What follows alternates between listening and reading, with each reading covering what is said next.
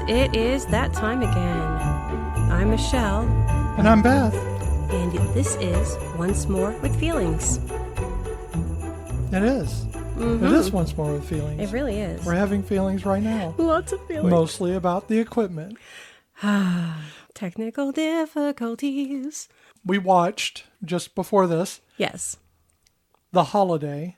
Yes. From 2006. Yes. And I've never seen this film before, but you have. Many. I saw it when it first came out, but I don't think I didn't see it in the theaters. I definitely saw it on cable. I was living in Texas at the time. So I had small children in and out of the bedroom when I was trying to watch it. So I watched it.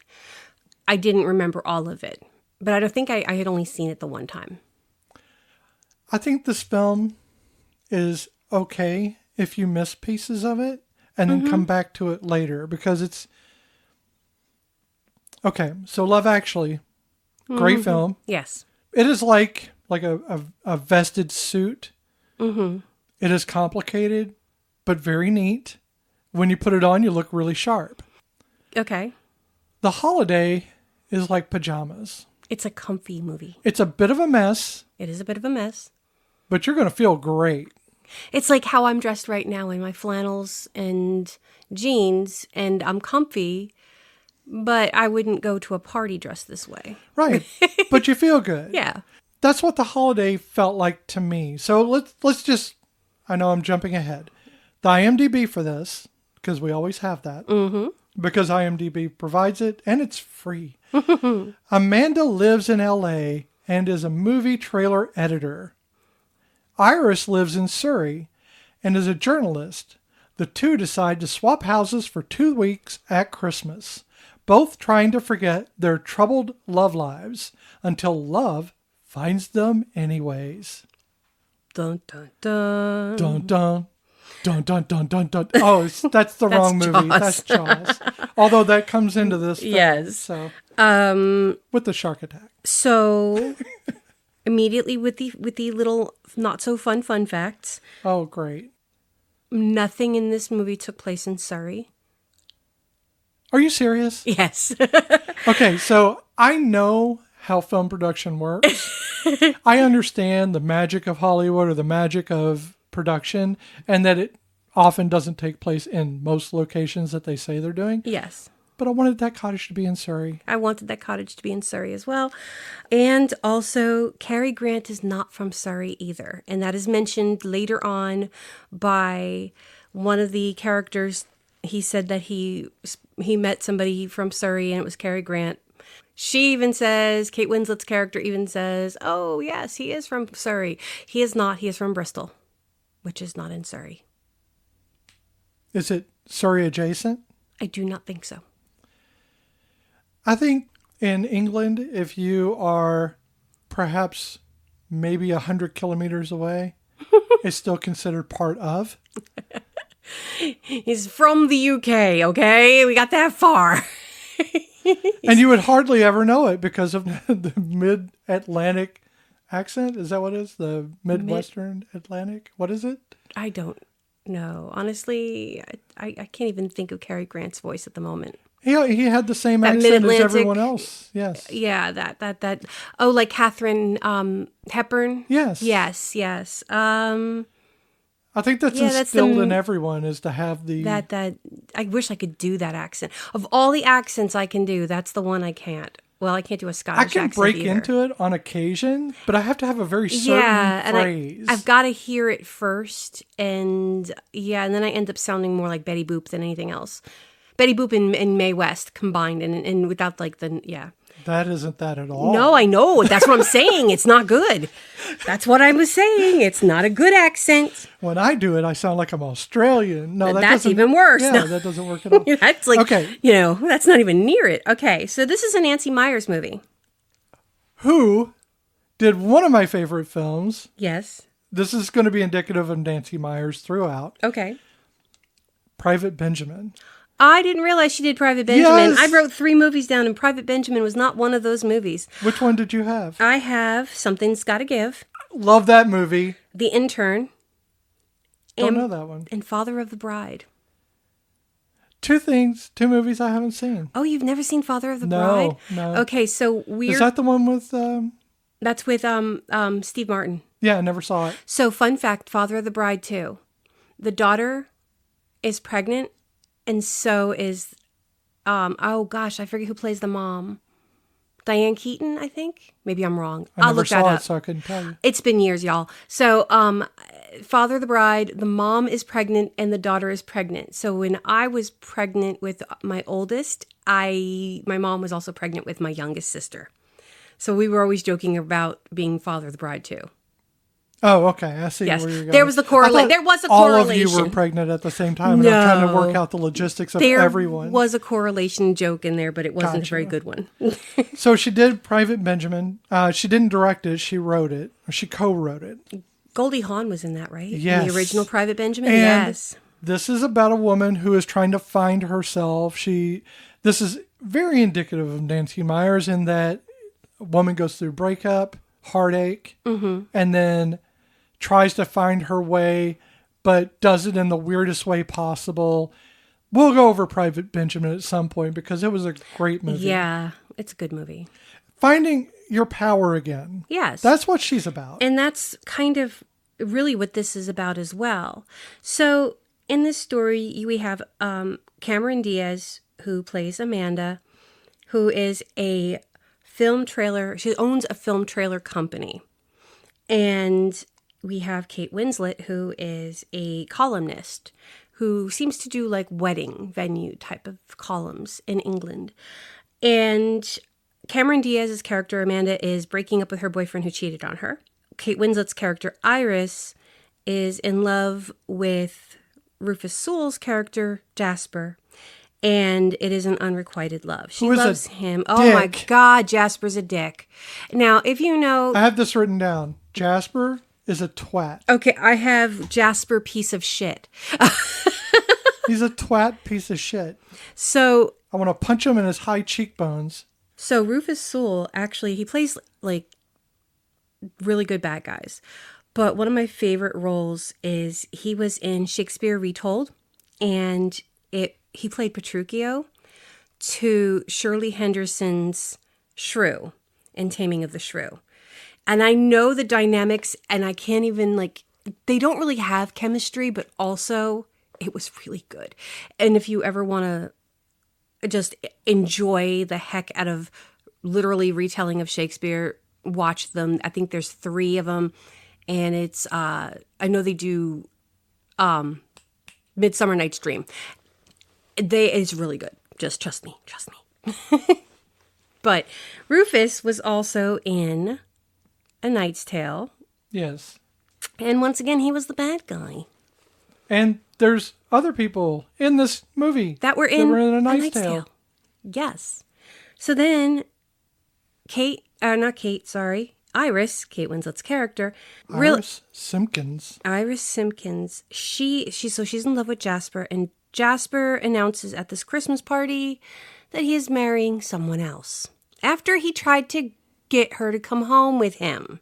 While he's been saying he loves her and has been dating her, has been having presumably sex with her, yes, leading her on over and over again, and then they work together and surprises her by her editor saying that she's going to cover a very prestigious wedding. One of their own. And it was his wedding. And that's a blow. That is you could just see it on her face. And honestly, Kate Winslet is awesome. And you can just see the heartbreak in the crumbling of her soul. You can really feel the Nancy Meyers in the moment because Nancy has either gone through something like this or thinks about something like this, and it just breaks your heart. I was tempted to read the monologue in the beginning that Kate Winslet reads, or that she says, the narration in the beginning. Yeah, there's always a voiceover. It's a beautiful voiceover about love and the different types of love. And I just really, I really liked it. I really liked the different avenues. And yeah, it's just really well written. But so she goes, she's heartbroken, and Cameron Diaz kicks her boyfriend out. Amanda kicks Ethan out because he's cheating on her. And well, they have a big fight about it. And the whole point is she keeps saying, just tell me you slept with her. And he did. And he doesn't say it through most of the fight until the very end when he's outside. And then he says it. And then she punches him twice. Yes. And I really like that about Cameron. And the big thing about Amanda is Amanda, yes. Yeah, she's very high strung. Well, the thing is we had an issue in the beginning when we were watching it because Beth said to me, is she playing a character or is she playing Cameron Diaz? Because Amanda, the character, is very neurotic and high strung, and it was really hard to see what the acting was or if this is just... Okay, I am absolutely not calling Cameron Diaz high-strung or neurotic. Mainly because I don't want her to fly here and stab me. No. No, I don't think that's the case. When I was asking that, I'm like, is this the character as it was intended? And it was. Or is it Cameron Diaz not warming into the role? Okay, I see that now. And it was intended. Her character is supposed to be neurotic, on edge, definitely needs a vacation. And the one thing she says, and this is important, is that she can't cry. And you will find out later on, it's because when her parents separated when she was 15, she was blindsided. And when her dad moved out, she cried, but never cried again. And that was the last time. That was the last time she cried. Importantly, she says that she noticed the packed suitcase. Yes. And throughout this movie, she's dealing with suitcases. That is true. Also, she packed up all of her boyfriend's stuff and pushed him out the door, which is something she has done with previous boyfriends, according to him, during the fight. Yes. So this is an ongoing situation. I understand that. And I'm going to kind of jump to a private life kind of thing. With my first wife, she had a thing of always having like a night bag packed. It was something she always had. She always had a night bag packed. I have abandonment issues from my childhood. So for someone who you're getting married to always have a bag packed, always makes you feel like they have one foot out the door. Ah. So I get her issues with this. That was a dog bark. We're not going to edit that. She barks. She barks. It happens. Yes. I'll edit the big ones, not the little ones. Yeah. She's a jerk. No, she's not. She's the good girl. It's the high-pitched bark. That's the one that's the jerk. No, she's a good puppy too. No, she's not. She's my good puppy. So I can see why Amanda has those issues. Yes. She's definitely, and then she has that esophageal, the spasming. It's a pain in her chest. It is a panic attack. It's a panic attack. But what's odd, or what's not funny either, it's not odd, it's not funny. The reason why Nancy Meyers put it in there is because she had them in her early career. Yeah, you can tell. Yeah, that Nancy was definitely... is writing I've got a note here that I feel she uses the women's lead roles as a sounding board for her own emotional states. Oh, no, I fully agree. I think agree. that is a fair and very obvious assessment. Oh, no, totally. And it makes me want to invite Nancy Meyers over for a bottle of wine so that we can all kind of just hang out together, because I feel bad for her, even though she is completely famous and would never hang out with us. So Jack Black is Miles. Who is adorable in this film. Baby Jack Black. Baby Jack Black is the cutest Jack Black ever, and he's already cute as it is. And he plays Miles, he worked with Amanda's ex-boyfriend Ethan, and he comes into the movie in a little bit, he's a film composer. Yes. So we've established that Cameron Diaz's character and Kate Winslet's character are basically done. And they decide to go on a website. Iris had already put her cottage onto a page, I guess, months ago or years ago. And it's always been there for trading your homes. And this is a real website, people. I'm not going to give out the website because I don't know if it's still a website. But at the time... And we're not getting paid to promote it. Yeah, exactly. So, and I'm going to come back to that website in a minute. But Cameron Diaz finds her cottage, the Rose Hill cottage, right? Right. On this website, and she contacts Iris to see if it's still available, but it's for a house swapping thing. So Kate Winslet's like, you know what? I could use a vacay. I need to get away from all of this bull. And so they decide to switch homes for the holiday. And Amanda flies to the UK and Iris flies to LA. Now, here's another little factoid. The house swapping, like I said, that website was real. I don't know if it still is. Again, wasn't going to get into that one. But the police in England actually warned against it because after this movie came out, a lot of people started house swapping. And it sounds like you're going to go to some other country or whatever, and you're going to swap houses and you will find your true love. But what was happening is identity fraud and murder. So, needless to say, they were really trying to get people to not swap houses. Yeah, it already sounded risky when they did it in the movie. Oh, yeah. As it was written, I was like, what, are you crazy? And this is before Airbnb and, all the other places. Yeah, but it's not before Guile, which is, someone's going to lie to you and tell you, I have a big house, and then you show up and it's an apartment somewhere in a back alley and they stab you to death. Yeah, well. So, really quick, some of the other actors in this movie. Eli Wallach, who was 90 when he did this movie. He did live on for another 8 years before he passed away at 98. He's known for The Magnificent Seven and the good, the bad, and the ugly. Yes, and it's funny because there's a line that he gives because his character's name is Arthur, and he is was he a writer? I feel like he was a screenwriter. He was a screenwriter yes. in the movie, and so he makes a comment early on to Iris about I haven't been. She asks him if he's busy, and he's like, I haven't been this busy since 1978. In 1978, Eli Wallach had 6 movies come out. So a lot of the references that they make in this have actually references to things that have actually happened either in real life or in real movies. An homage to his actual career. Yes. That's nice. Also, when Iris first comes to LA and she sees that wall in Amanda's home with all the movie posters, one of them is for The Enigma, which Kate Winslet was in. Yeah. So that was funny. That's funny because it's calling back to her own career. So again, she does movie trailers. And the thing about Amanda that you have to understand, because there was a couple times we were watching this and I'm like, did we put on the commercial version? It's not commercials.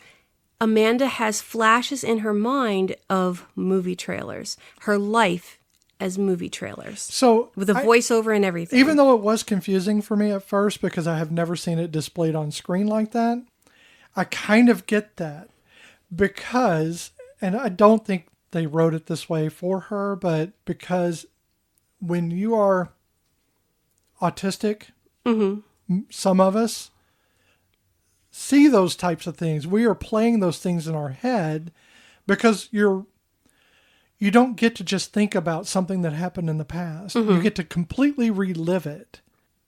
I also want to, I want to say that this was really one of the first movies that I remember people being referred to with main character energy. So we have this thing in modern society where, especially with young people, and as an educator, I see this a lot. They have main character energy or main character mentality or thought process. They are the main character in a story that only they know. And it's hard for them to understand that either other people exist or other people have feelings because other people are ancillary characters. And that's not necessarily what they were going for in this movie. But when Arthur says to Iris that she's the main character, but she's playing a secondary role. Yes. I feel like that was the first time I'd ever heard that reference. And because I was looking at it from the way he actually meant it and not the way it would be perceived now. Well, the way it's misused now is that instead of being ignorant of other people's feelings and their trials, it's without empathy for them. Yeah. That is not the case in this movie. This is what I guess Nancy or the writers are trying to get across in this. is that you are important. Mm-hmm. You are important, not just to your own story, but you're important to the people around you. Yes. But you're acting as if you're not important. And that is something that I think many of us, especially, Gen X, tend to be latchkey generations, which is more than Gen X. We have definitely. Millennials, they're latchkey as well. Oh, yeah. We did kind of pass down the trauma of our youth onto the next generations. Unfortunately, we have. But, again, it's that whole, we are, again, I have main character, in my head. Like, I am definitely the main character in the story that only I am privy to. But that's just how I've been able to survive a lot of times. That's how anyone is. But I try not to make sure that the ancillary characters in my story are treated poorly. And unfortunately, that's where a lot of the younger ones tend to forget. And when I'm saying younger ones, I'm talking about the kids in school now, because again, that's what I experienced. Yeah, children. Not younger ones, but children. Yeah. So the house that Arthur lives in, that was actually Phyllis Diller's home. Oh wow! Yeah. Okay. The entrance there and everything. That's that cool. was her house in I can't think of the name Phyllis of it. Phyllis Diller was a comedian. She was a comedian. And she was on the Tonight Show many times. Yes. A lot of people are not going to know her if you're younger than us. She did pass away, but she did, what did Phyllis Diller other than... Hollywood Squares. Oh, yeah, she did Hollywood Squares. Yeah, that's right. If you don't know who Phyllis Diller is, really, you should look her up because... You know who she, what was it? Madam? Remember the guy who had the puppet, Madam? Yes, that was her. That was Phyllis Diller. I mean, it wasn't her doing the puppet, but that characterization was on her. She was loud. She was brash. She was ahead of her time when it came to her. I don't know if she was a feminist, but she had strong... She had no fucks to give. Exactly. Not a fuck in the bunch. And there's our explicit rating. Hey, we were already cursing earlier. But yeah, so Phyllis Diller, that was her house. No, I have it preset to explicit, so we're fine. I'm just saying. I know, I'm just saying. I'm making sure we hit it every time. Oh, okay. So, our prerequisite. I don't want to mark it explicit and not actually do explicit, because then we're just not living up to our standards. I will use an F-bomb as soon as I can. Truthfully, I'm the one that's been using them. So two other actors that appear in this movie that I feel are a note, even if they are only on screen for less than 5 minutes, and that is a young Jim Halpert. And Season 3 Jim Halpert. Season 3 Jim Halpert with the little swooshy hair. John Krasinski, and depending on where you want to go, either Jennifer Barkley or Agatha Harkness. Catherine Hahn was in there, so... I just want to state, was she pregnant? It's actually probably season 2 Jim Halpert, because it was 2006. Yeah, so is when it was released, so they had to have done it the year before. So yeah, season 2 Jim Halpert. And what did Catherine Hahn look pregnant? Like, for one scene, I thought she was pregnant. I mean, I don't know if she was pregnant. I don't want to make that assumption. No, it was hard. I really thought there was a baby belly, but then she was straight on the camera, and I didn't. She may have been. She looked. It wouldn't have mattered because she was only now, in but the... it's not a... No, it wasn't about thickness. It was like she literally had like a little basketball belly. I didn't notice that. But maybe it was just the way the camera looked when I looked up. She was on the screen for all of 5 seconds. Literally all. I mean, you blink and you miss her and him. But they play Ben and Bristol, who work for Amanda. But they're also co-conspirators in, not co-conspirators, but they kind of they both play in the same universe in TV. Oh yeah, being in The Office, and then Parks and Rec, which is for her being in Parks and Rec. But also she's Agatha Harkness, which trumps everything. Sure, we can, because it was Agatha all along. It's so bad because even when we watch Brooklyn Nine-Nine and she's Boyle's ex-wife, I'm like, oh, Agatha, you were slumming it, weren't you? Okay, so I don't want to... We're kind of we're going around off here, but Jude Law? I know. Graham? Oh, so Graham, I was going to get back I'm going to say Simpkins. Yes, because he is Iris's older brother. Which, I'm not sure if that means that there are more brothers to be had, but you never see them, so... I'm assuming it's just the older brother. Yes. The brother. The brother. So, yeah, so the ladies switch houses. And within minutes of being there, Graham shows up. Well, not minutes. I mean, basically, the limo driver. So, Oh, this guy is such a prat. okay, so when Amanda gets to England, she's not dealing well at all, and he stops the limo and he's like, "We're here," and it's next to a cemetery and on a cottage road, and he's like, "Oh, I'm not gonna be able to get the limo up that road," and she's like, "Can you try?" And next thing you know, she's lugging her luggage up this cottage road in a pair of high heels and snow. And this is not a stretch limo. This is just a regular yeah. limo. Yeah. But later on in the movie, that son of a bitch is literally parked in front of the cottage. Yeah. And tries to go back up the road. Yes, he goes back and forth. So suddenly it's not an issue. Yeah, where it was an issue before. He was being a jerk to the American.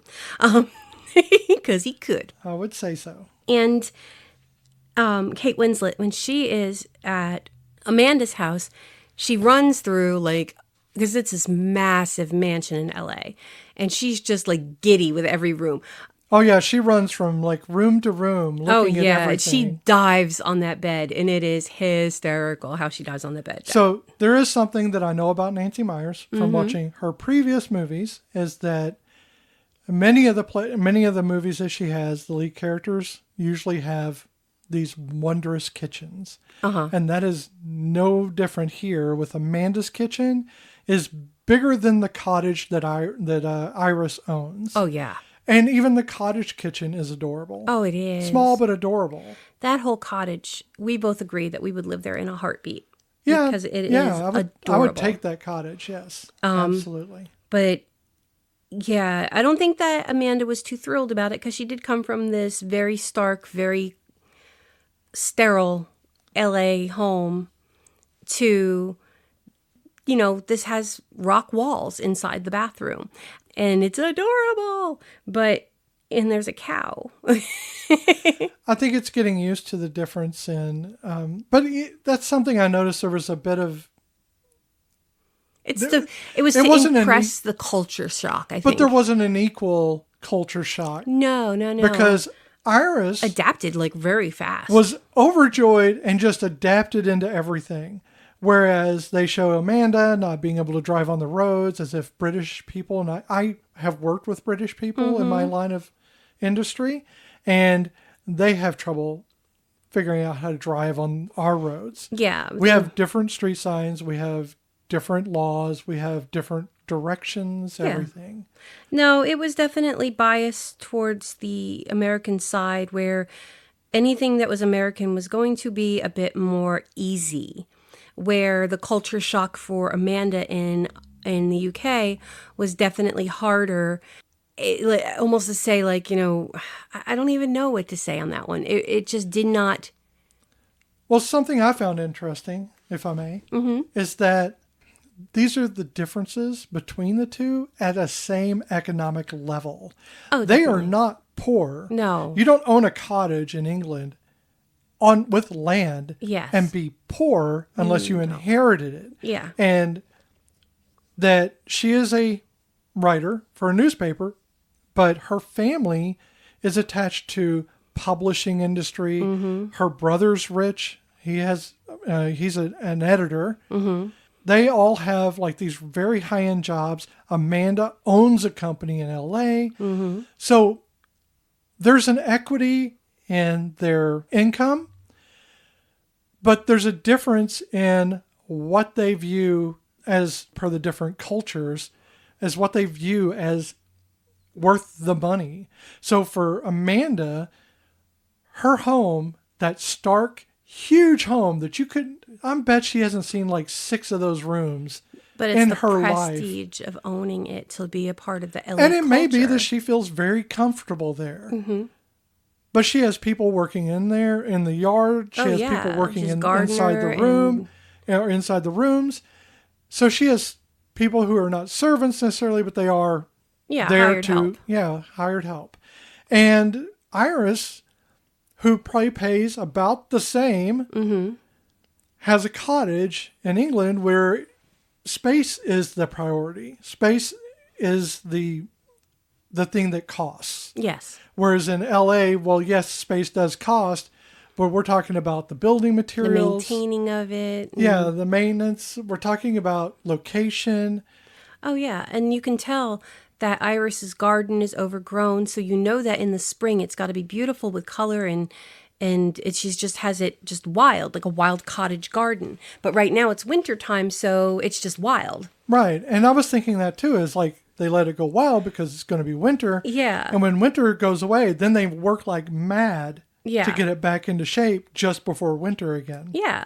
And honestly, I like thinking of is how similar it looks to our yard right now.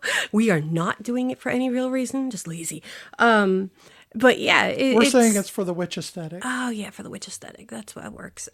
It is definitely, I would live in that cottage in a heartbeat. But Same. so again, shortly after Kate Winslet is there, Miles comes with his girlfriend. And because he works with Ethan and he was picking something up. And they introduce themselves and The Santa Ana wind. in Santa Ana wind, she has something in her eye because of the wind. And they do this little cute thing where he gets the piece of whatever it is out of her eye, and they're Yeah. very close to each other talking. Yes. And all I can think is, you need to just go ahead and start dating him now so you have more time. Exactly. But he's got A girlfriend in his a car. girl who is the other actor Yes. who was in A Knight's Tale. A Knight's Tale. And it was And the she princess. was, she was the princess. I can't remember her name. Me either. But you can look it up. Yes.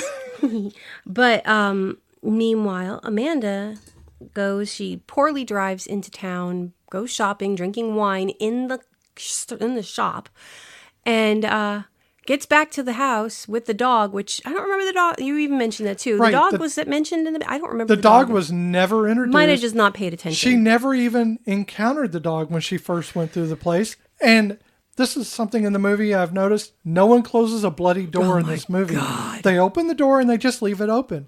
I'm like, Gates, why would you just doors? Yeah, the cows are going to get out. You're just going to let everything into your house. The dog out of the house, which the dog didn't appear in this film until midway through. And I don't remember him being there when Iris was there. I don't know, but I know that Amanda did not introduce herself to the dog. I know. So we Dog don't even know just what the appeared, dog's and name they seem to be is. okay with it. And I don't like that we don't know what the dog's name is. The dog starts barking that night, and she goes and opens the door, and there's a man. It's a man. Oh man! And Right. it's Jude Law, so it's a man. Oh my Lord. And yes, so that's Graham, and that is the Inebriated. Graham who was at a pub, and he always crashes at his sister's house. And somehow, in the span of however long he was there with Amanda, It was 10 minutes. they were upstairs having sex in Which- in his sister's bed. I have to say, Ew. if you have two people that look like they do, I mean, yes. they're not having sex. I mean, the little. Something's a little wrong. Yeah, well, Sophie said it perfectly. She looks like a Barbie doll. Yeah, but Cameron Diaz she's pretty, but she doesn't look plastic. She looks like a real person. But again, it was, yeah, I get it. So the next morning, his phone rings. They're having an awkward moment in the morning. His phone rings, and she picks it up and hands it to him, and she sees the name Sophie. And Which you can tell she has issues because she keeps looking at his phone to see who's calling. Yep. And they just slept together. It's like they have a relationship. Yes. Yeah. So, yes, definitely. And then, nothing gets mentioned about Sophie. And he's like, I'll call her later. So, again, it keeps bouncing back and forth between the two ladies. And Iris is out driving, and she sees an older gentleman walking. And he had his little walker with him, right? Right, and he She had thought a he was nurse. lost. He had a nurse with him before. Yes. She noticed him passing the gate before. Yes. Iris settles in so well that she knows everyone's Oh name. my goodness, she does. She's out there talking to the gardener, and I mean, she's just walks. The mailman. Yeah, She just settles in and Right. is so personable to everybody. But she meets Arthur and helps get him home, and she finds out about that he's this writer or screenwriter. Yes. But he tells her about a meet cute. He says, "Is this our meet cute?" And the cute thing about that is his example of a meet cute is two people wanting to buy a pair of pajamas, and they go into One a wants shop. a top, one's a bottom. Yes. And in there, oh, well, I know this movie, but go ahead. yes.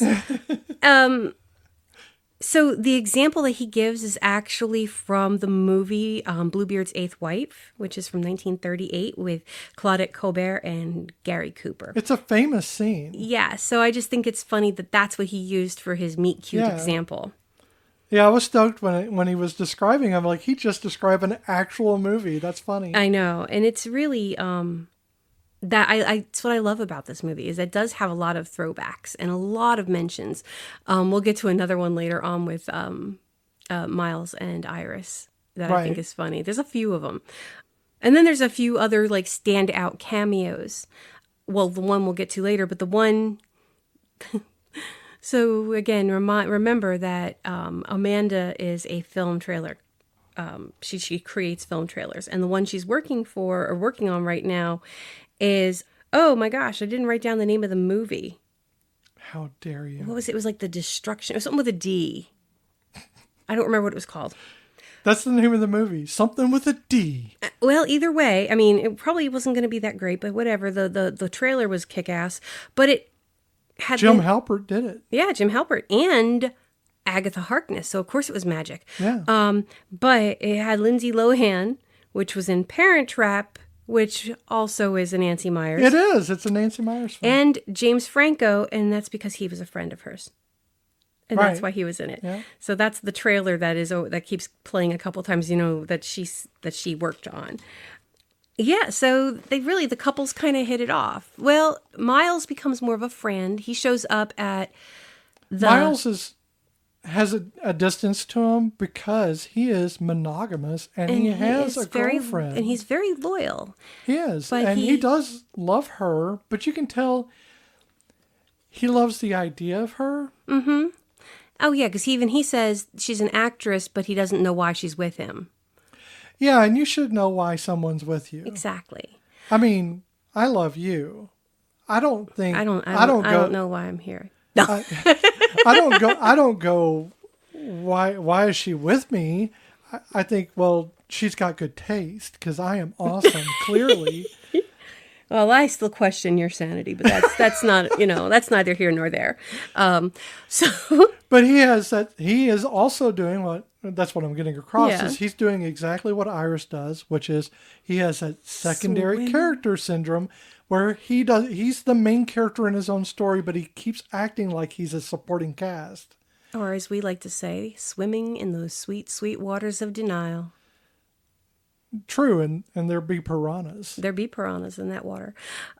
Yeah, so Jack shows up at Amanda's house where Iris is staying, and Iris is, because she's gotten to be pretty good friends with Arthur, they're having a Hanukkah dinner for him and his buddies. Which are all industry people as well. And so she invites Miles in, and they have a pretty nice little night, and hanging out and drinking Manischewitz. And Miles is fitting it right in with them. Oh, yes. And the three gentlemen leave. And, well, the one gentleman said, then they're asking Miles about his girlfriend because they were talking to Arthur about his wife and who's no longer with them. And, how much, everybody loved her and how great she was. And that she had gumption. Right. Yes. That comes back later. And then they ask Miles about his girlfriend, and he's like, oh, well, she's in New Mexico filming right now. That's why she's not here. Because they were like, well, why isn't she here? And you could tell that it hurts him that she's not there, but also he's trying to be the supportive boyfriend. But he's had a bit much Manischewitz. And when he is finally leaving, he gives Iris a kiss on the cheek 2 times, and the second one is a little lingery. And even And he he's like, realizes that, yes. I'm a little drunk. I shouldn't have done that. Did you know that usually, like when we watch our movies and we talk about them, and I throw my little factoids, I usually have 1,001 people who auditioned for the roles but didn't get it, and we're like, oh wow, how would that have been? This movie was written for those 4 main actors. Oh wow! It was written for Kate Winslet. For anyone else. Cameron Diaz. The reason why it was written for Cameron is because Nancy Meyer said she reminded her of Goldie Hawn, which I thought was funny. That fits so well. And Kate Winslet, her lines were written just for her. You can tell they fit her so well. Oh yeah, and Jude her Law, style and Jude Law, the words they say fit them. She wanted them there. And Jack Black, it's because she loved him in School of Rock. Well, yeah. And that's why he got that role. And Jack Black would later on go on to say that this was his best role. Again, I don't know if he still feels that way, but at that time he had said that. It's okay. We feel that way. But what is funny is when they were doing the auditions, to kind of throw a little red herring, I guess, in there, they did have Robert Downey Jr. and Jimmy Fallon reading for those other roles, even though they were never intended to get those roles. Oh, just to throw reporters off? Or whoever? And Kate Winslet, Robert Downey Jr. was making comments about how his British accent was probably atrocious, and Kate Winslet was like, yes, it was the worst. But it is funny that Robert Downey Jr. and then Jude Law would go on to do Sherlock, which I know people hate the Sherlock Holmes movies with them. I like them, but I like them because they're bad. Oh, no, but that's what I bad. like about them. No, they're not good because he is no Cumberbatch. He is no Blueberry Cumberbun. And we know my love for Blueberry Cumberbun, but I still love it. It's penguins. It's penguins. Pee-wee. So, something I noticed about the film, and it's obviously written that way, but I think it's cool that it was a unsaid thing, is that during the course of the movie, you see they're two different relationships. Oh, definitely.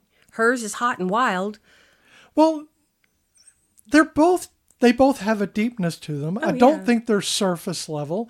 My thing is, these are 2 sets of people who have different temperaments.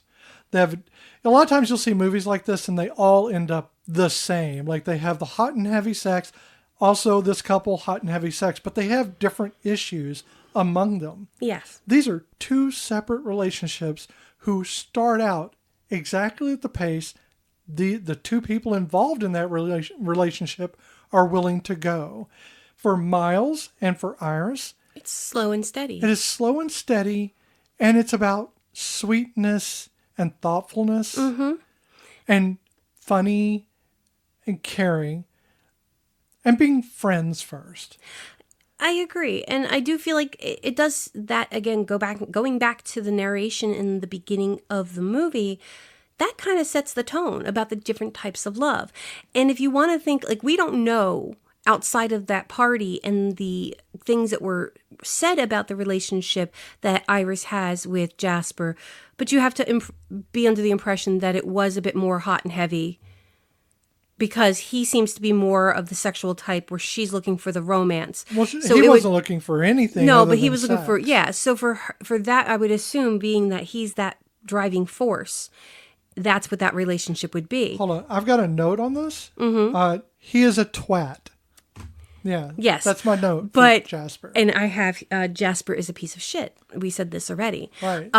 But that relationship was that fast-paced, even though it was going nowhere. It wasn't even a relationship. It was a booty call. But conversely, with Amanda, there was no sex. There was nothing because she was so focused on her career that she didn't even have much of a relationship with Ethan. Not to say that what he did was right, but he just should have left her instead of cheating on her if it was so miserable. And then here she meets Graham and it is hot. It is like, boom, we're going to pick it up and we're going to just go. He has a lot in his life, she's got a lot in her life, but in this moment it doesn't matter. And so it's like almost polar opposites of what they just actually came from. They went on these vacations and Not looking for anything. Right, but these people that they encountered, they got what they needed, what they were lacking in their normal lives. So I think that makes sense. They weren't looking to change their lives. No. They were just looking to step outside of it for a while. And in doing so, I think that's about that moment of when you're not looking for love is when you find it. Yes, definitely. It makes sense because it's always when you're not looking. And even like the friendships. So Iris in the UK, you never see her with her brother. She only had that one woman that she talked to at work. And then she had the conversation with Rufus Sewell's character. And there's not much personability, I guess. Is that a word? She's not as personable with everybody else as she is when she's in LA. And she has so many people that she becomes friends with in LA, where Amanda... She's insular, yes. She is fairly insular in her own life. And she even lives in the middle of nowhere. Right. Where Amanda has people in her house. She's got all these people around her at all times. But when she's in the UK, the only person she interacts with is Graham. Yeah, they get what they need out of these vacations. They definitely get it. Yeah, it's definitely... I gotta stop saying definitely. I say that a lot. So that's... I mean, I've got notes. I try not to take a lot of notes. But, that's what we were talking about, are the relationships. And Iris and Miles build their relationships slowly and more as a friendship, which towards the end becomes romantic. Definitely. And then Amanda and Graham, they build theirs. I think the sex is really just, it's a thing that happens. Yeah. But they click. They build on trust. Because sex is about trust. If you don't trust someone, you're not having sex with them. So you have to build that trust. And I think that Amanda and Graham, they're testing each other out. I think they've both been embattled. Yeah. And I think that for both of them, sex is how they find out about that other person's ability to trust. So let's just focus on Amanda's story for a minute instead of going back and forth. So they go out on a date, her and Graham. Well, she was going to leave early. She was going to go back to LA because this wasn't working. And he's like, well, if you stay, I'll be at the pub having dinner. And she goes to the airport and then I guess later on decides no. And she ends up at the pub. And they do not have sex, but he does spend the night because she got drunk and passed out. And so, but during that time, he gets a phone call from Olivia. And he takes that call. And so, yeah, she is starting to get a little bit like, what's with all these names? I don't understand what's going on, but I really, really dig him. And I said I would stay, so I'm going to stay. Well, I guess that night or something, was it that night? She stops by his house and he's like a little awkward at the door, but a little girl comes to the door. Adorable daughters. That's Sophie and Olivia. So where she's thinking it's another woman, it's his daughters. And it turns out that he is a widower. He spells that out. Yes, he does spell it out so the girls don't, because she spells divorce and he spells widower. And those little girls are adorable. And the one is Sophie, who says that she looks like a Barbie doll. And they show her Mr. Napkin Head, which is so the little girls, they take her over to make the girls laugh, in their room, and they drink hot cocoa. I love that tent. It is a fantastic tent. Who wouldn't want that tent? It had stars that they cut out. The entire room is basically in the tent. It's so pretty. And, how could you not love those two little girls? They are just freaking adorable. Oh, I know. And at that point, it's Amanda who is kind of internally freaking out. She is a single child family who split up. And when they split up, it was a surprise, like we said, because they had always called themselves The Three the Three Musketeers. Musketeers, right? And so when she asks about the stars, and Olivia says, if they made it themselves, it was a comment that, and Daddy helped us, and she said, yeah, we're the Three Musketeers. And that also kind of struck Amanda. And it's the four of them lying on the floor, in this little tent, just looking up at the stars. And it's a very sweet moment. Graham puts the back of his hand against her hand, and you think they're going to hold hands. But he holds Sophie's hand. He holds Sophie's hand, but he's got his hand against Amanda's hand. Yeah. And Amanda's not reacting to it because she is internally frozen. Yes. Because of the Three Musketeers and because there's this instant family that she's instantly afraid she doesn't know how to deal with. Or she's going to get too attached, and then she knows she has to go back to LA. That's what I'm saying. She doesn't know how to deal with it. She's used to being on her own. Yes. And she's used to having control. And that's how it manifests, is in her fastidiousness with her house. The way that she deals with men in her life by pushing them away. Yep. She has to have control because she did not have control as a child. And she really, they both decide pretty much that they're going to just take it easy. And, it's complicated. She has a life, he has a life. It's complicated. This is one of those things where they're saying something and then not doing something. Yeah. Yeah. And again, if I think about how this movie made me feel when I first watched it years ago, definitely hopeful. Because I always like to refer to what I was going through when I first saw it and what was going on in my life. That's like me trying to explain to people why I've never actually watched the show Friends. When Friends came out, I was in a place in my life that I could not relate to those characters. I was a 20-something, but I was also a mom of children and a housewife, and their life was unrealistic to me. And I also have this weird secondhand embarrassment in sitcoms that I really have a hard time watching them because I get embarrassed for the characters. So I always like to think about, where was I at the moment when I saw something and why did I feel that way? And in this situation, I was recently separated. I think I was separated by like 2 years from my ex. And I had the 3 children. And I my obsession with the UK was above and beyond. But that was a fantasy. That was definitely a hopeful fantasy that I can understand why the house swapping went off like a bang with that. I can see that happening because people wanted that fantasy. I wanted that fantasy.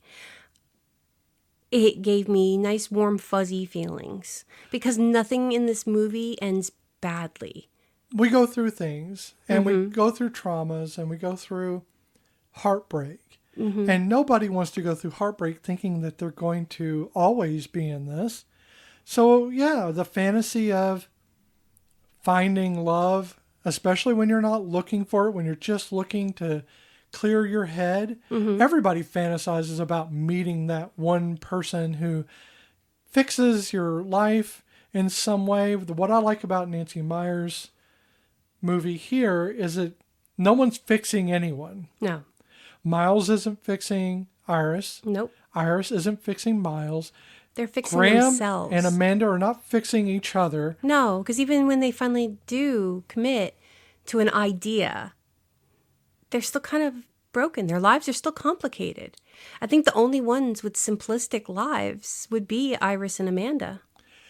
Yeah, but I don't think. Yeah, I don't think that's the intent. Is to make you think that anyone's going to fix anyone, or that it's going to make your life uncomplicated. You can have a complicated life and still have love in that life. Yes. We have complicated lives. Well, yeah. You will always carry the trauma with you that you've endured throughout your life.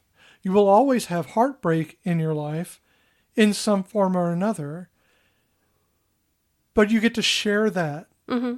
You get to share we all have that backpack we carry around, the luggage we carry around. Backpack. It's easier when you have someone there carrying it with you. Yes. Rather than you trying to hold it alone. Now, that's not the reason to have a relationship. No. But it is a nice perk of having a relationship. Definitely helps.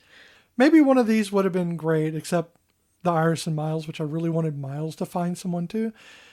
I kind of wanted Graham to find. Yeah, so there had to be couples. You want them to be happy. But again, they didn't go into it looking for love. But there's a third set of relationships here. There's a third of this. Oh, yes. And that is the screenwriter. Yes, Arthur.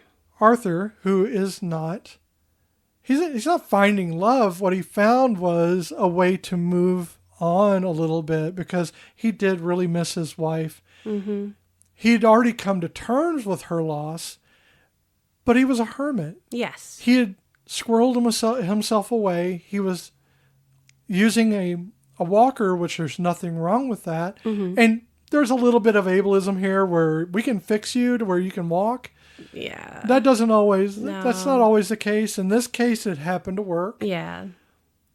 But I think that the intent is in the story is telling you don't have to find someone. You just have to be open to change. Mm-hmm. And sometimes you can't avoid the change. And Iris wasn't going to take no. No, and he was being honored by the Screen Actors Guild. They were going to honor him, and he kept refusing because he was afraid of walking up the steps to the stage. Also, I think he'd just given up on people. And I love so much because it goes back to where the town I grew up in. All of his Yiddish words he throws out, but it was almost too cliche. Right. That was like, there were times where I'm just like, oh, yeah. Because what do you say? I don't want to be surrounded by a bunch of putzes and then these like mensches. And then, I don't know. He just like makes a lot of just Yiddish slang. Cliche. Yeah, cliche. A lot of cliched items. Yeah. There. So it was a little off-putting after a while. But, they were going for, he's a Jewish man. Ha ha. Something I noticed in the film is that when you change back and forth, it's not just a difference in the stories between the characters, but also like because of the setting of the place. Mm-hmm. Like you get the warm fuzzies of the cottage and the small town in England. And you get that kind of feeling without ever actually going into the town because you just don't see much of that. Yeah. But you get that warm feeling because you're in the cottage. Mm-hmm. And then when you transition over to Amanda's place with Iris, yes, it is stark. It is big and sunny and very windy. That's like an ongoing theme is that wind just blows and blows and blows. And it's like a contrast to the character who's there. So Amanda, who really does kind of own her space. Yes. When she goes over to the cottage, that cottage contrasts with her personality. Yes. But it's not uncomfortable. It's something she kind of has to adapt to. Mm-hmm. And it kind of makes her settle down. She takes a bath. Yes, I was literally thinking about the bath scene with her feet sticking out the side of the tub, which is funny. I wouldn't take a bath. I take showers. I don't like to stew in my own juices, thank you. But I can see that being therapeutic in that cottage, in that space, in that headspace of that meaning something, making you feel good and homey and very comfortable. Yes. And for Amanda, who needed the change, it was good for her to get into that space of not having people around her, mm-hmm. not having demands on her. Yes. And trying to find that kind of like that mental space in her head where she doesn't feel panic attacks all the time. Yes. And Iris got to go to this big place where suddenly she's surrounded by people and she gets to really build her confidence. Yeah, she builds her confidence, but not just that. She builds on something she already has. She's a very personable, very thoughtful person. She And really there's is. people to do that with there. Yes. People who want her to be a part of things. Yeah, and not taking advantage of her. Exactly. She's actually stepping into their lives and making herself feel needed and appreciated. Yes. And they are, because Miles likes her. Miles likes hanging out with her. Yes. So Arthur keeps giving her old movies to watch. Right. And they all have strong female leads and just strong story With gumption. themes. Yes, with gumption. And one time she says that, she was going to go to the Blockbuster. I was going to say the movie store. Yes, the Blockbuster video to go get to go rent some movies, because again, 2006 and Blockbuster was still a thing. And Miles kind of wants to go with her, because remember, at this point Miles still thinks his girlfriend is in New Mexico, and he's like, sure, let's hang out and be friends.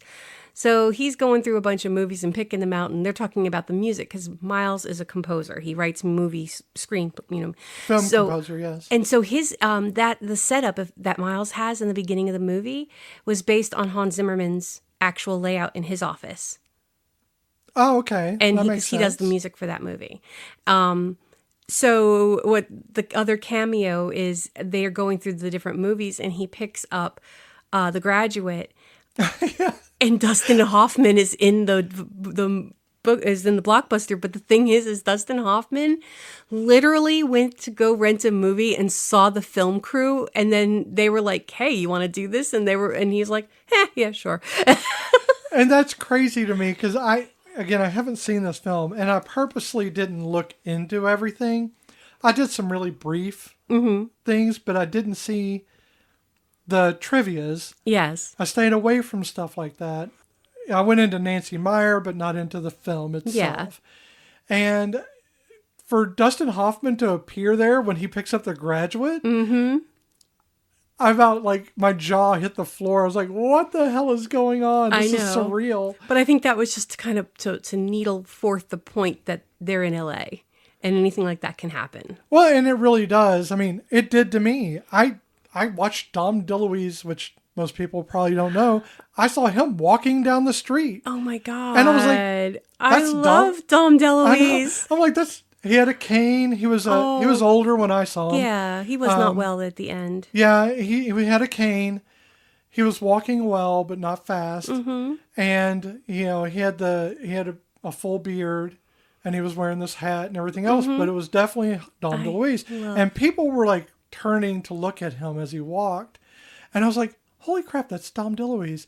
And I'm one of those people that will not approach. I will not approach people who are actors and stuff. I can appreciate their films. Yeah, because it's, that's their private life. But it's their, they already get enough of that. I'm going to honor them by not bothering them. Oh, yeah. And sure, they may love it, but I also think that is my thing. My way of honoring them is to not approach them unless they look at me like, are you going to approach me or not? Or if you're in a situation where that's what they're there for, like at a convention or something, that's a different situation. That's a different situation entirely. They're there to be approached. But just walking on the street, living their life, they deserve the privacy and to be let alone just like everybody else. Well, yeah, like Adam Baldwin. I saw him in an airport.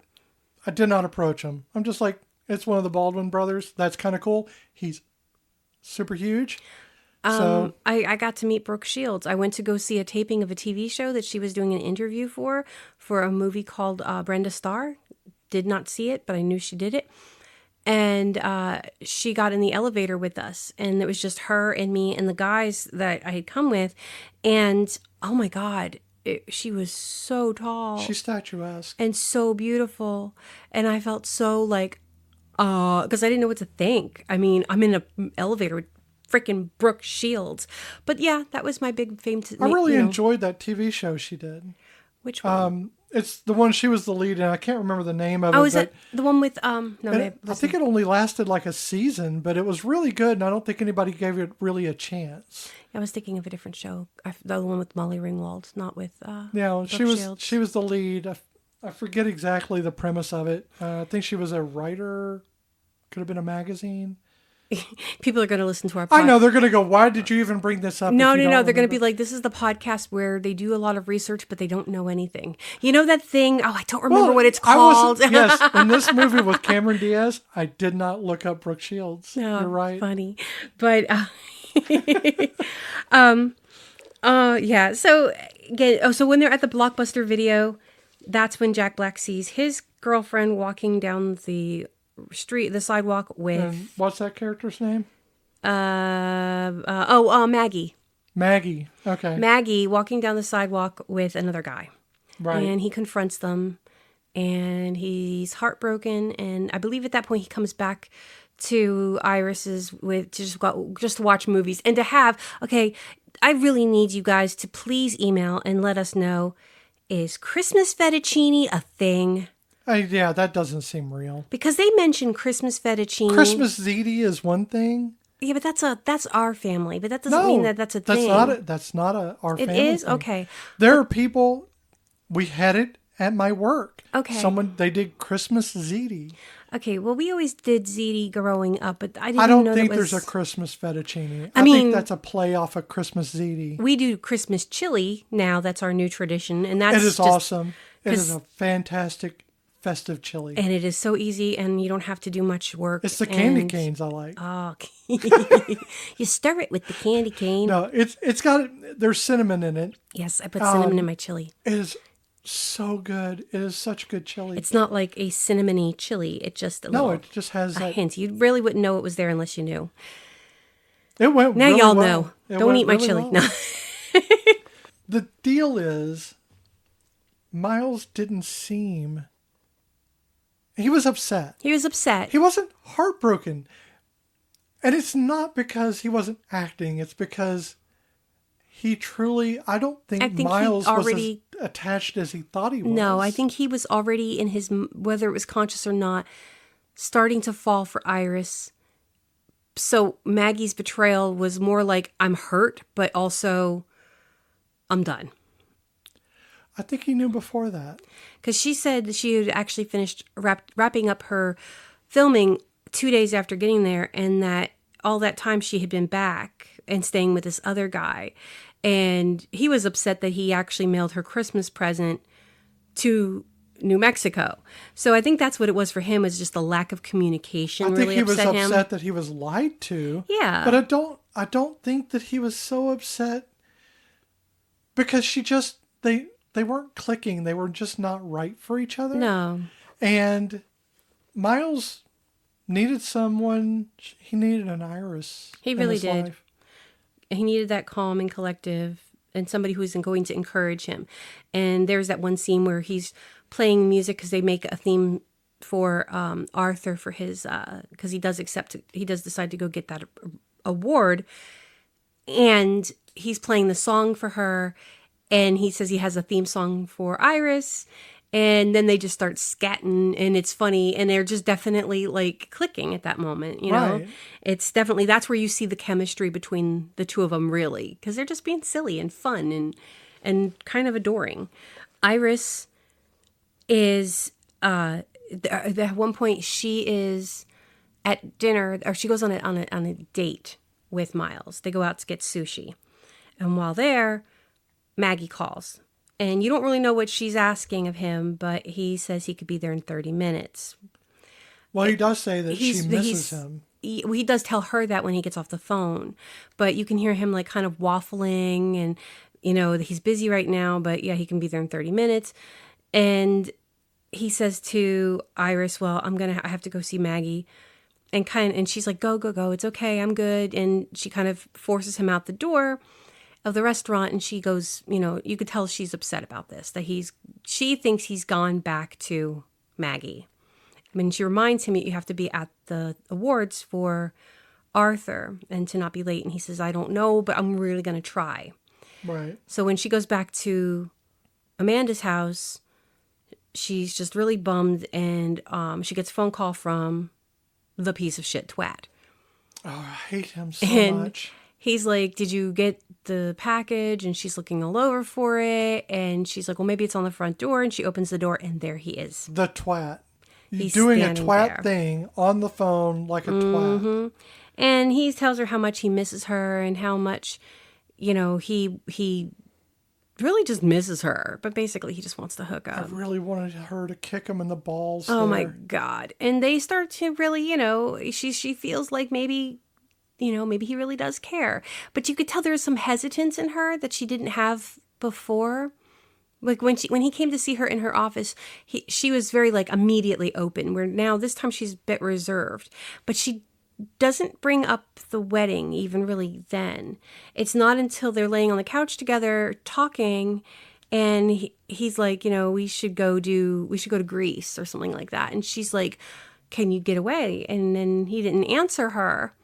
And then she's like, wait a minute, are you still getting married? And he still doesn't answer. And she's like, okay, well, I'm going to take that as a yes. And that's basically when she was like, I'm done. He wanted the same thing he had before. He wanted to be able to go to her when he wanted her. Yep. And then he wanted to put her on a shelf or in a box until he wanted her again.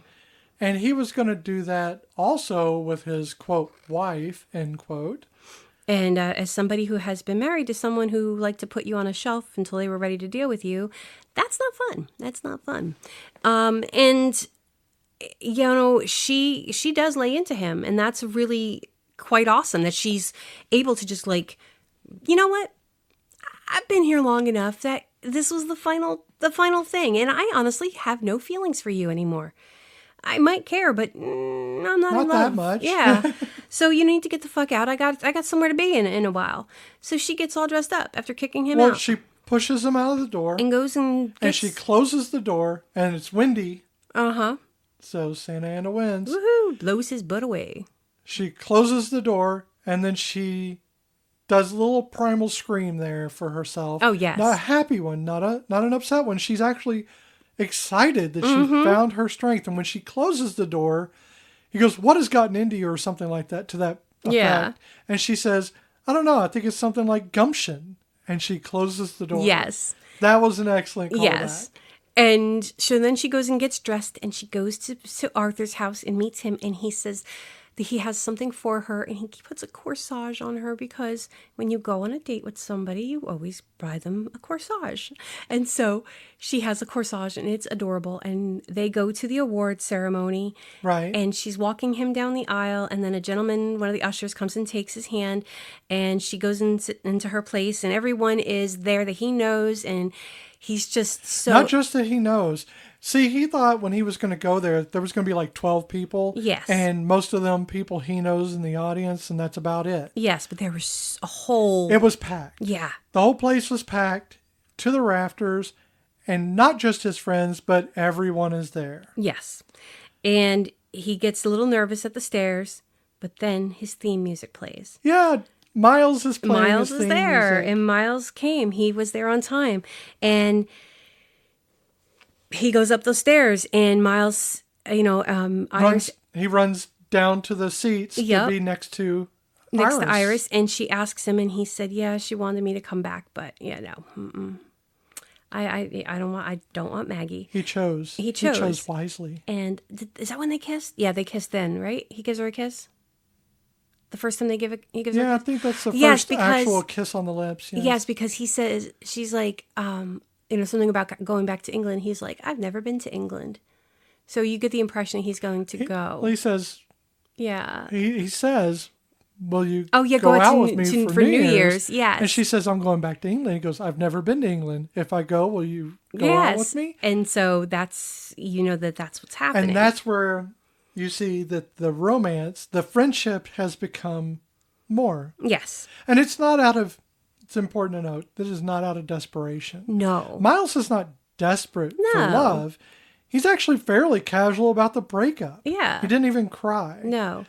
I think, and that's a big thing. And they're not like settling either. They're definitely... No, they enjoy like each other. Yeah. They like each other. They chose each other.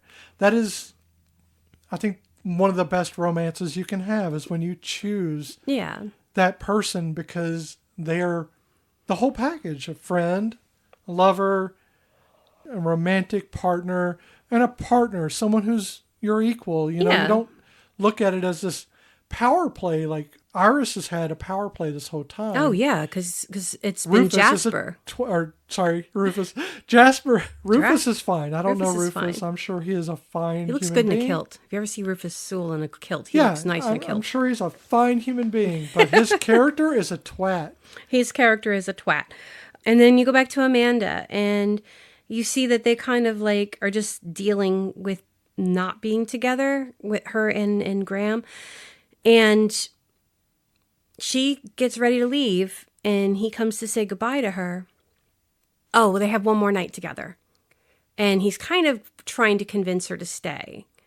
And he tells Without her... trying to be He doesn't tell her to demanding, stay. But he yes. does say that he's fallen in love with her, which is refreshing for him because he didn't think he could do that again. Because he had a whole string of one-night stands, and he didn't think he could fall in love with somebody after his wife. And as anyone who has ever taken that step and declared, I love you, you know the pain of them not saying it back to you. Yeah. That kills you that's... inside because you're taking a very huge leap Oh, yeah. with that first I love you. And at that point, he's not able to stop saying I love you. He said it so many times. Oh, my God. It was in almost a losing row meaning.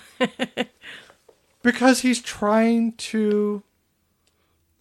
I think he's trying to make it make sense to him. Oh, yeah, because even he's like, I don't understand it either, because they've only known each other a couple weeks. And he's got his feelings still wrapped up in his kids. Yeah, and he only lost his wife 2 years ago. And he's worried about loving someone who's going to be leaving and leaving him here heartbroken with his children. Yes. There's a lot there. There's a lot that he's risking by saying, I love you. He could have not said it at all. Oh, yeah. She could have left, and he would have been still just as hurt. But it would have been unsaid, and then she would have left and never thought about it. She tries to explain the pitfalls of them having a long-distance relationship, but even her logicking the whole thing doesn't really work, and they end up...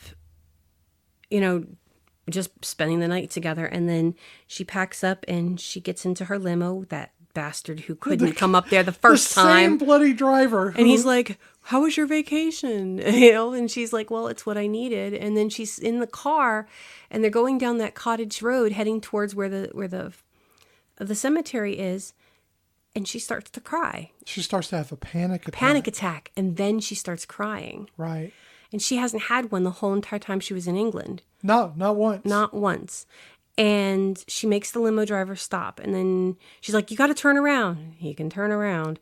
And he starts to go up and she's like, can you go faster? And he's like, I can't. And so she gets out and she's running in heels. And she stops at one point to catch her breath because we all can relate. It is a long run. And she cuts through a field, leaving the gates open. There's Cows a cow. Are going to get out. The cows are going to get out. And she runs into the cottage and he's in the cottage and she sees him. He comes around the corner and he's been crying. I know, which is adorable. Jude Law crying is not something I can get over. And he even says, he's like, I cry for everything, movies and commercials and, you name it. And I'm crying. And so they end up, hugging and kissing and da-da-da-da-da. And then it basically comes to the very end and it's them at Graham's house for New Year's Eve, and it's with the girls and Miles and Iris, and the 6 of them have a little dance party, private little New Year's Eve soiree, get to know each other, and you assume that they kind of live happily ever after. You want to believe that they all live happily ever after, because in all reality, Miles can do his job anywhere. Because he's just a composer. Not saying just, but he can compose anywhere. He can get his equipment. For the most part, yes. I mean, and I'm pretty there are sure things you can't do just in your studio, but sure, yeah. But if they make the money that they're supposedly making, then they should not have a problem with having to take a trip to LA every once in a while. Right. And I think that even Amanda can probably relocate her company to England as well. I would imagine so. I would, because it's friggin' England and it's not the U.S. It's definitely not L.A. And I would take England over L.A. any day of the week. Pluses and minuses. I would take not Surrey over not L.A. any day of the week. So there's snow. One of the things I'd like to mention is the music in this. That was my next thing I have. Okay. Well, you have it written down. I don't. I wrote down like 4 songs that I thought were pretty interesting choices, but it really set those moods and those moments. Oh yeah, definitely. I was noticing the music and going, that's a good song. How much money did they spend on this? Because they are pulling out some bangers from that time. Oh yeah. And classics too. But they weren't just playing them as background noise. No, they were actively participating in the songs, like dancing to them and everything. Yeah, but it wasn't just there because they wanted new music in there. No. They evoked an emotion. They evoked a mood. They were set very well. I thought that was very well done for a rom-com. So I will go with, okay, so we got Mr. Brightside by the Killers. That was Amanda. She played that when she got to the cottage. Yes. She was playing it in the cottage and she was singing it like you sing when you're by yourself. When you're by yourself and you're not trying to perform, you're trying to get out emotion. Oh yeah. And that's her singing. I think that's just Cameron Diaz singing. Yeah. But that's her singing her emotions out of her body. Yes. And then when the first morning that Iris wakes up in LA, she puts on music and it's Are You Gonna Be My Girl by Jet. Right. And that's just another perfect moment. And she's just enjoying the morning. Right before the call. The call from Rufus. From Jasper. Rufus is a fine gentleman, I'm sure. It's Jasper. Jasper's a twat. Another one, this one was a mood, and that's Let Go by Frou Frou, my personal favorite, Imogen Heap. Let Go is a great song. Oh, it's it is. A beautiful song. And it evokes a lot of emotion. Oh, yeah. And I just threw this one in here because, there's, like I said, a lot of older songs, a lot of Christmas songs, but Kylie Minogue's Santa Baby. Yes. Specifically, Kylie Minogue's Santa Baby. And I think it sets a tone as well. It was playing when she meets the girls the first time. It sets a tone for the moment, for that scene. It's right there, and it lets you know that this is going to be something that is going to be awkward, but it's going to ultimately be endearing. Now, I don't know if it was happening during... I don't think it was happening during the movie. I think it was something prior to the movie. I know that you lost. I didn't, because I didn't actually hear the song. When did it play? It played, I don't know when it played, but it's in there. So, yeah. I think it's in the background that you just don't really notice it. We play Whamageddon every year. And if you don't know Whamageddon starts on December 1st, ends December 31st, and what it is, or Christmas Day is when it ends. Right. And then it is, you can't actively avoid really 100%, like don't go not listening to Christmas music, but you cannot listen to Last Christmas by Wham.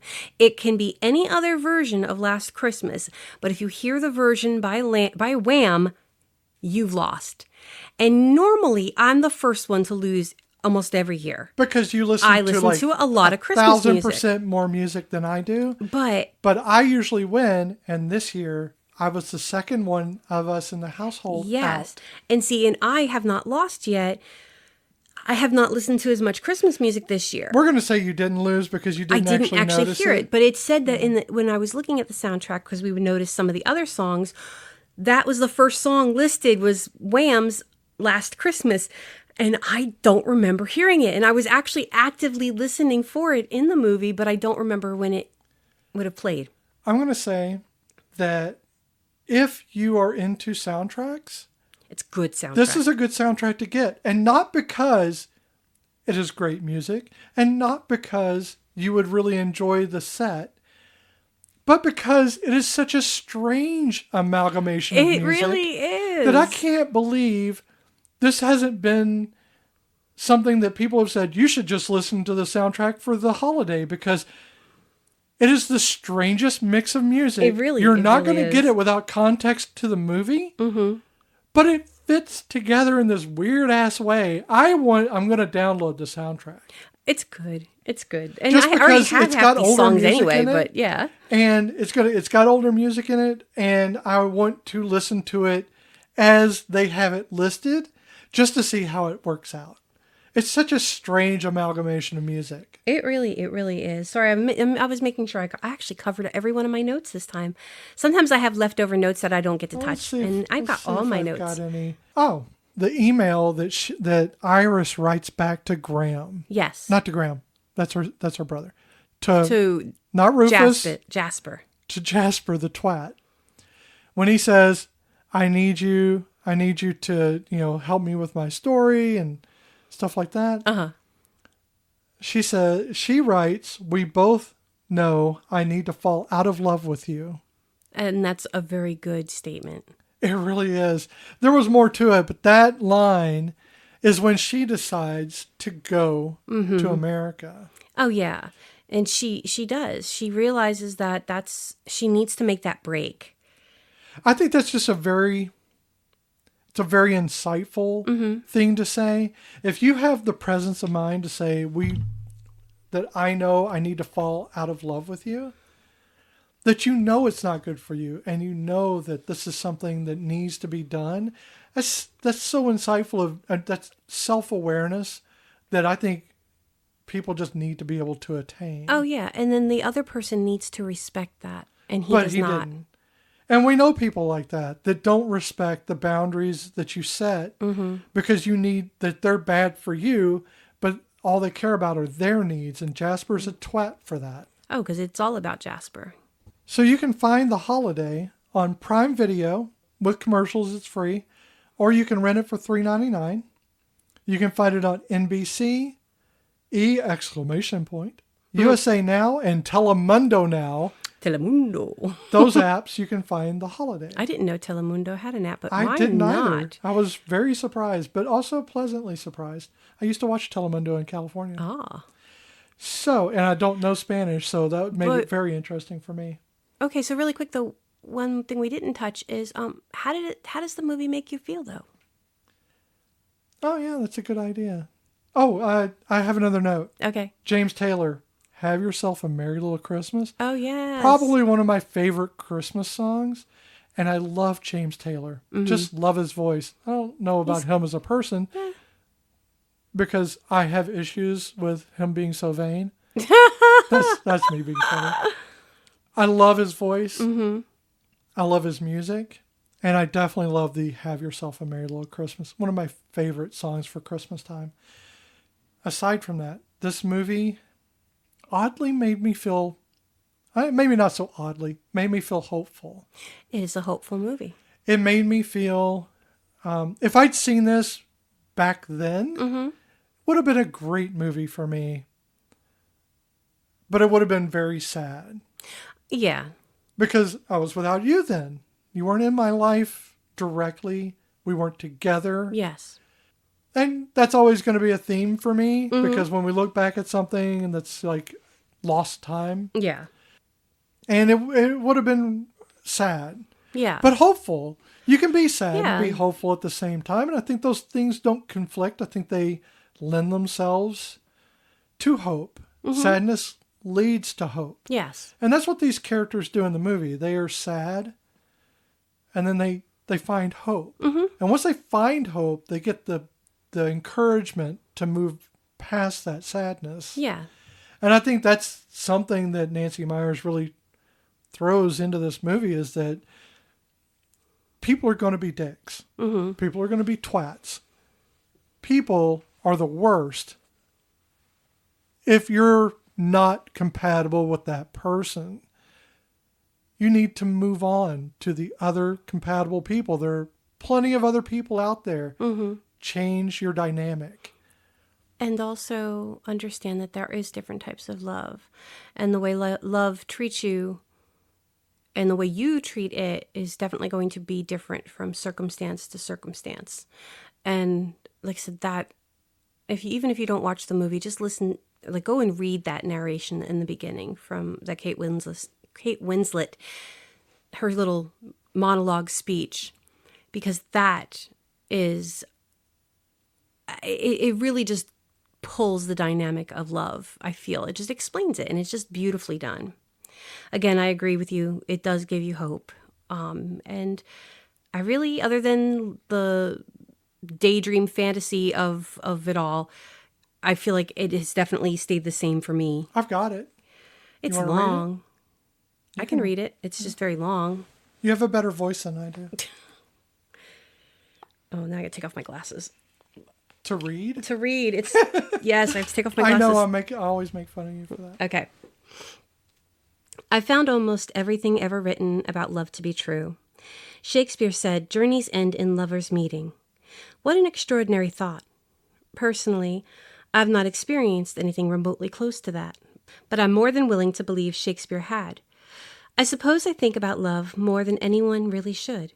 I am constantly amazed by its sheer power to alter and define our lives. It was Shakespeare who said love is blind. Now that is something I know to be true. For some, quite inexplicably, love fades. For others, love is simply lost. But then, of course, love can also be found, just if even for a night. Then there's another kind of love, the cruelest kind, the one that almost kills its victims. It's called unrequited love. Of that, I am an expert. Most love stories are about people who fall in love with each other. But what about the rest of us? What about our stories? Those of us who fall in love alone. We are the victims of the one-sided affair. We are the cursed of the loved ones. We are the unloved ones, the walking wounded, the handicapped without the advantage of a great parking space. Nice. It goes on, but it's more about her talking about her party. Well, I think that sums it up. Yeah. There's another one, but it's not as poignant as that. That I feel like is good too. It talks about trying to not take up space. I don't know what it is about movies that are quasi-based in England, but they have the best monologues. They really do. Although, While You Were Sleeping's pretty damn good. I mean, if you ever get a chance, listen to the love soliloquy that Alan Rickman reads from Dark Harbor. I think it's in Dark Harbor. Holy crap. It's maybe like 5 or 6 lines, but it is deep. Yeah. Love it. But Dark Harbor is one of my favorites because I love Alan Rickman. Might be something we need to watch. So we can make all of the Daryl Dixon fans out there from The Walking Dead be all like homophobic. Sure, we'll do it. We'll do it. Because anything with a gay kiss in it makes me happy, especially when Alan's involved. That's a good movie. Damn it, now we got to watch that one. I'm not upset about it. I will add it to the list. So, that was the holiday. The holiday for Christmas, y'all. We want to wish you a very happy holiday. I know there are many holidays. Mm-hmm. I celebrate the winter solstice. Yule for me. And many people have Christmas, or they have Yule, or they have Hanukkah. Mm-hmm. Depending on the time of the year, Diwali also falls sometimes at this time of year, sometimes not. Sometimes Ramadan. So Kwanzaa, whatever you, even if you don't worship or believe in anything, and you just like to have presents and family and whatever, or just hiding in a corner. The days are getting shorter, the nights are getting longer, and watch a movie. That means you have time to snuggle up, maybe find a nice couch position, watch a movie, spend time with people you love, or by yourself. That's okay too. Get a good book. Mm-hmm. Start a fire, not in your house, maybe in the fireplace. Yep. Get some tunes. And try to enjoy that time for yourself, because this is all an emotional journey. Yep. We are all just trying to find our way. And we never really get to a destination, but it's all about the journey. And seasonal depression is real, so self-care is important. So we want to thank you for sharing this journey with us. Following the holiday, my first watch and Michelle's multi-watch of it.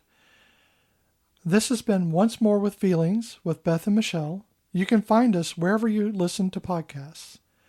Be sure to follow us on Instagram and Blue Sky at OMWFpod, or visit our page at oncemorewithfeelings.podbean.com, or send us an email at omwfpod@gmail.com. Take a moment to subscribe and rate us on iTunes. We really appreciate that. So until next time, enjoy the holiday.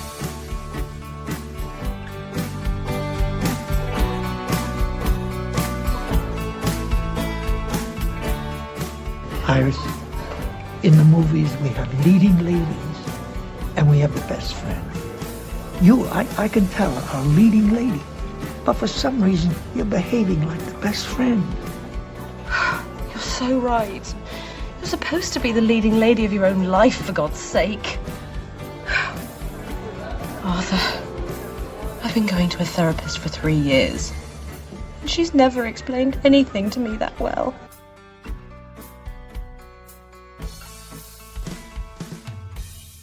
I realized as I was editing this that we did not do the Castellani test.